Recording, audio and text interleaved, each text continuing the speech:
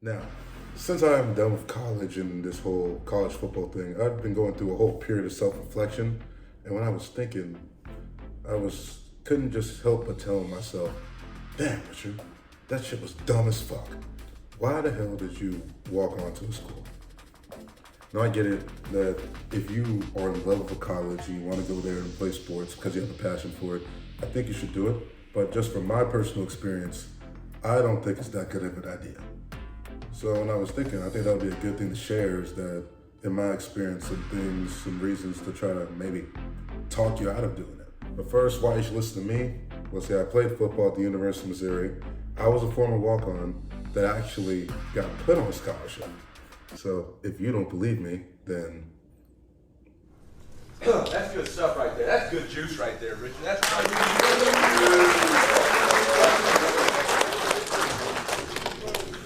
big time juice, man. Hey, Richard, what kind of juice is that? you guys, this juice contains special stuff. So, if you don't believe me now, suck it. So, I want you to be aware with me. This is the first video, so I got notes. So I'm gonna be looking down at the notes and looking back up so I can try to make this sound seamless. So I'll just go through the reasons why I think you shouldn't walk on to football. Once again, based on my experience. Reason number one, there is no financial investment in you as a walk-on.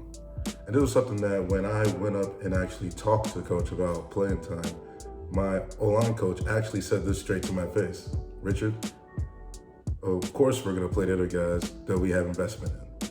And that kind of sent me for a shock, but then as I look back at it, I completely understood their position, but I just know that it doesn't really help the walk-on. Think about it, if you're a coach and you spent money recruiting, traveling to their high school games, talking to them, meeting their parents, taking the time to get them on a visit where you write down everything about the person so you can say exactly what you have to say to get them to come to the school.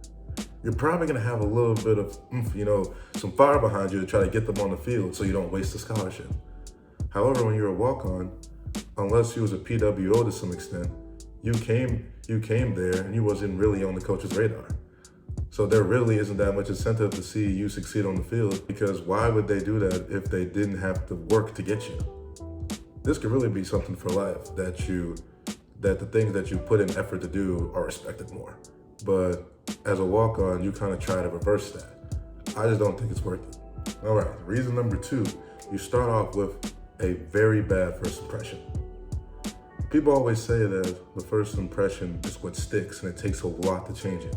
When you walk on, there's an immediate first impression that they have of you that you're not good enough to play. Because if you was good enough, why would you need to walk on? You know what I'm saying?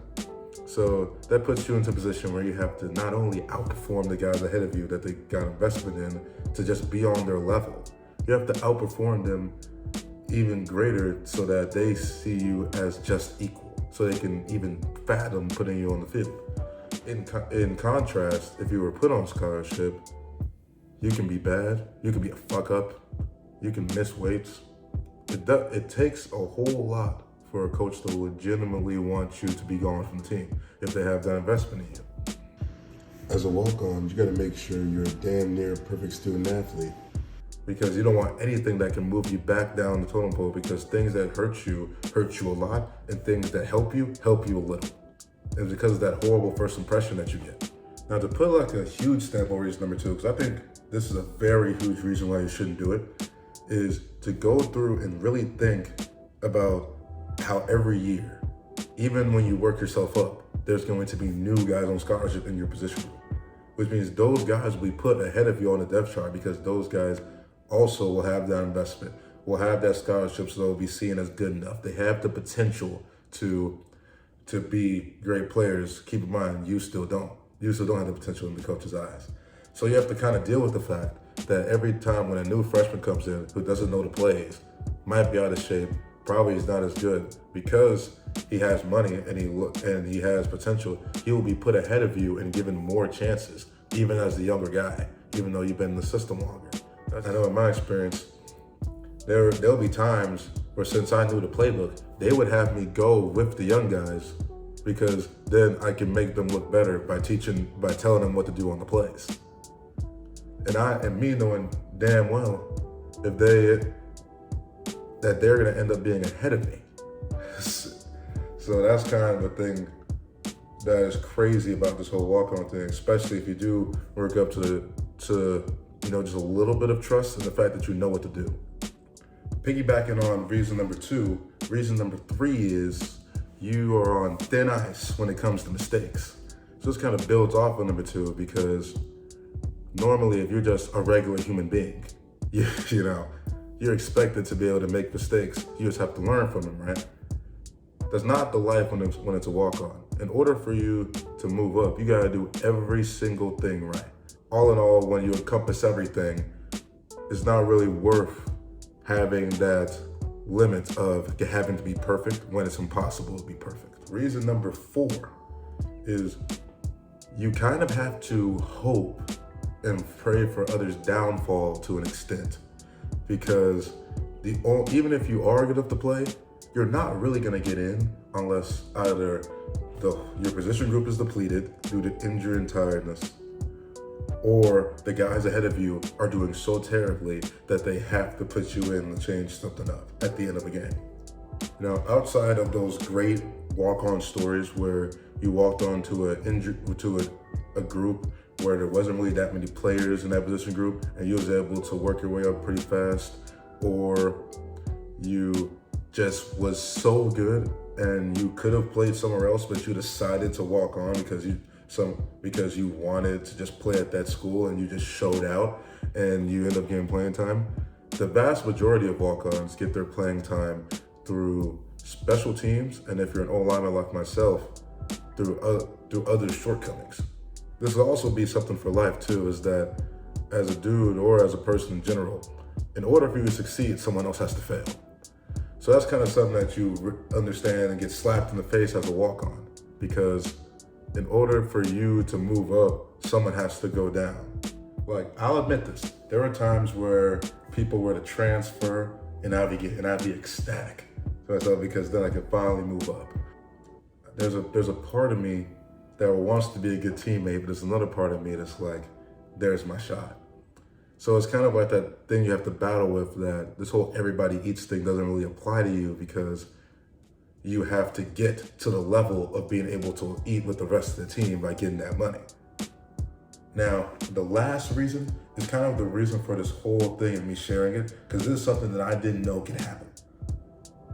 Once again, I told you I got put on scholarship, but something that only a few people on the team knew, that not everybody knew at the time, was that in going into my senior year, my scholarship actually got taken away from me. So that will be the last reason why I say that you shouldn't do it, is that the way some schools do it, I think most schools do it, is that instead of it being a 4-year scholarship where it always gets renewed, yours is year to year. So every year they have a choice to not renew it. With me, they put me on scholarship, put me behind a all SEC center, and then never gave me a chance to play outside of on field goal, and then took it away from me to give it to transfers. Once that happened, I was like, people shouldn't do it. So that kind of like builds upon all the other reasons, and the fact that there was really no true reason given to me to why they took it away, outside of the fact that they brought other people in and they went over on scholarships, which is a number that they've always known. So that just goes to show, like, even when you get put on scholarship, there's still that stigma of being a walk-on that's still placed on you if they don't give you an opportunity to play after they give it to you. So in my opinion, I just think you might as well go to a school on a lower level and play there and earn playing time there, and then try your luck at the next level of D1 FBS instead of starting there from the beginning. Because once you get put on scholarship from there, for some reason the mindset and the coaches shift. Because if you walk onto the school, they will always see you as that walk-on guy. They'll always see you as that scout team guy, regardless of how much you try to change their mind. It takes way too much, in my opinion, for them to change their mindset on you. So I just don't think it's worth it.